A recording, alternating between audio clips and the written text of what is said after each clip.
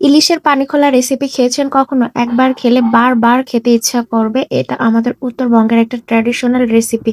আচ্ছা, সেদিনকে অনেক রাতে একটা বিশাল বড় ইলিশ মাছ আনা হয়েছিল।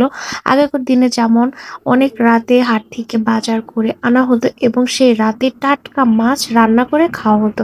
তো আর কি ইলিশটার ওজন প্রায় ১.৫ কেজি ওজনের ছিল। এটা ক্যামেরায় বোঝা যাচ্ছে কিনা জানি না। বাট এটা কিন্তু বেশ বড় ছিল। আর এই সিজনে এই ইলিশটাই সবথেকে বড় খেয়েছি আলহামদুলিল্লাহ।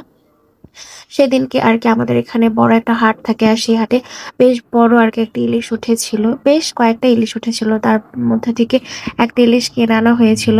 আর ইলিশের পিসগুলো যে কি সুন্দর হয়েছিল! আর একদম তেল ছিল আর ডিমও ছিল মিডিয়াম। খুব বেশি ডিম ছিল না। বেশি ডিম থাকলে কিন্তু ইলিশের একদমই টেস্ট লাগে না। এটা আমার আম্মু বলে, আব্বু বলে।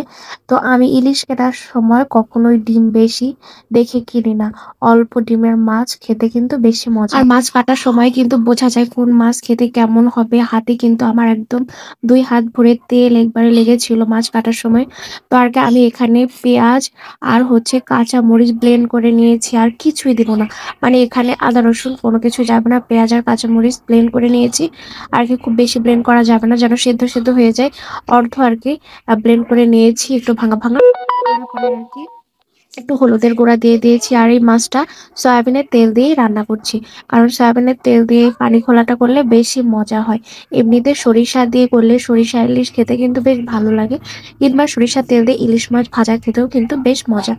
যেহেতু আরকি আমরা বাসায় ২ জনই ছিলাম, এইজন্য আরকি বেশি মাছ নেইনি। টাটকা আরকি রান্না করে খাবো। টাটকা মাছের কিন্তু ঘ্রাণ যেমন হয়, টেস্টও তেমন হয়। মাছ আমি দেখেছি ১ দিন ফ্রিজে রেখে দিলে কিন্তু তার টেস্ট টাটকা মাছের থেকে কিন্তু কমে যায়। তো আরকি আমি এখানে পরিমাণ মতো গরম পানি দিয়ে দিলাম। মাছ-মাংস সবসময় গরম পানি দিয়ে রান্না করলে কিন্তু বেশি মজা হয় খেতে। বিশেষ করে মাংসে তো গরম পানি দিয়েই রান্না করতে হয়। তাহলে বেশ সেদ্ধটা পারফেক্ট হয়। ইলিশ মাছে খুব বেশি পানি দিয়ে সেদ্ধ করতে হয় না। আমি অল্প পানি দিয়েছি যেহেতু গরম পানি, অল্প পানি দিয়ে ঢেকে রাখলে মাছটা পারফেক্টলি কুক হয়ে যাবে। আর বেশি পানি দিয়ে কুক করলে কিন্তু মাছের যে একটা তেলতেলা ভাব বা সফটনেস আছে সেটা কিন্তু নষ্ট হয়ে যাবে। খেতে একদমই ভালো লাগবে না, চোবড়া লাগবে। এমনিতেই এটা প্রায় ১.৫ কেজি ওজনের মাছ। এমনিতেই মাছটা কিন্তু বেশ আঁশ হয়ে গেছে। তো আলহামদুলিল্লাহ মাছের কারিটা কিন্তু আমার হয়ে গেছে। এখন রাত মোস্ট 11:30 বাজে। তো এই রাতের বেলা কিন্তু গরম ভাত দিয়ে এই পানি খোলা রেসিপিটা খেতে বেশ ভালো লাগে। আমরা আবার এটাকে বলি জাল দেওয়া ইলিশ। আবার অনেকে বিক্রমপুরে এটাকে বলে পানি খোলা। তো আরকি এভাবে মজা করে রান্না করে গরম ভাত দিয়ে ইলিশ খেয়ে নিচ্ছিলাম। আর খেতে আলহামদুলিল্লাহ এত মজা হয়েছিল! মানে আমার কাছে ইলিশের রেসিপির মধ্যে এই ইলিশের ঝোলটা খেতে বেশি ভালো লাগে।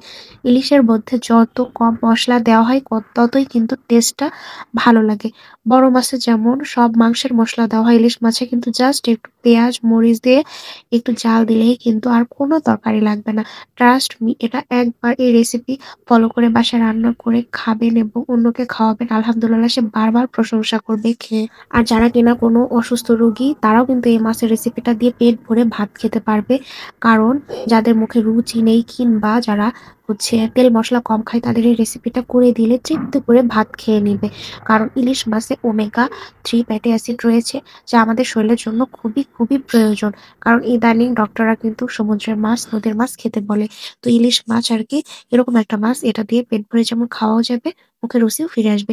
তো আমি ১ পিস মাছ খেয়ে কিন্তু আরেক পিস নিয়ে নিয়েছি। এটা আমার এত ভালো লেগেছে। তো সবাই ভালো থাকবেন। এই রেসিপিটা ফলো করে বাসায় অবশ্যই ট্রাই করবেন। তো সবাই ভালো থাকবেন, সুস্থ থাকবেন। আমার জন্য অনেক দোয়া করবেন। আল্লাহ হাফেজ।